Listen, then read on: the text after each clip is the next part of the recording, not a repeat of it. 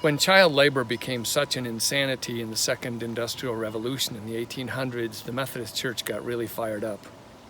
But not only that, fired up also about the abuses going on to adults, the whole 16-hour workday type thing, where one parent literally had to be invisible, gone, for a child's life, a youth's life.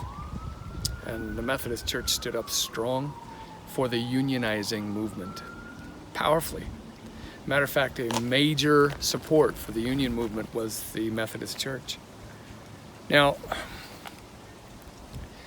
I could argue that some of that effort was maybe a little bit sucked into kind of the culturally acceptable vision of family at the time. You know, got to have a dad and a mom, and got to have a certain number of kids, and maybe some options were excluded or precluded in those arguments. However, the Methodist Church stood real strong.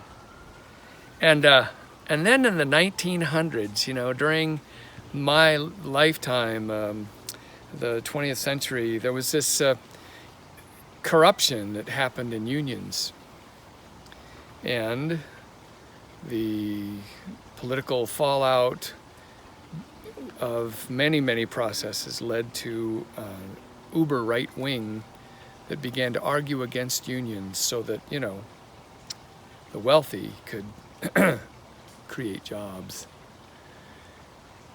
And the Methodist Church was kind of quiescent. We didn't make enough noise to stand by our traditional support of unions, in a way because we had not renewed our mindset about it.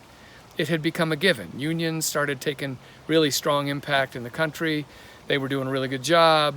People were getting unionized everywhere you turned. The movement was winning. And so we just simply quit looking. And when there were embarrassments of union corruption, I mean, we didn't want to be associated with that either.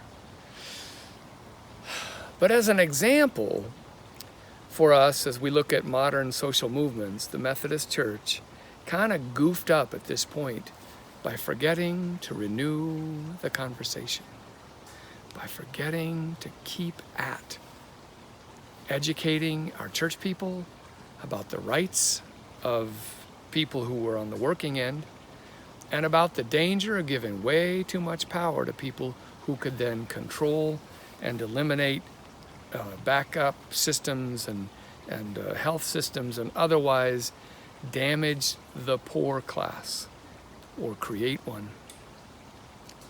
And what's happened in our country as a result of this is very dangerous. We're starting to have economic indicators that are leaning toward what we used to call third world country levels. This is disturbing. What happened? We kind of forgot to keep talking. So, keep talking. God bless you, friends. Your love first.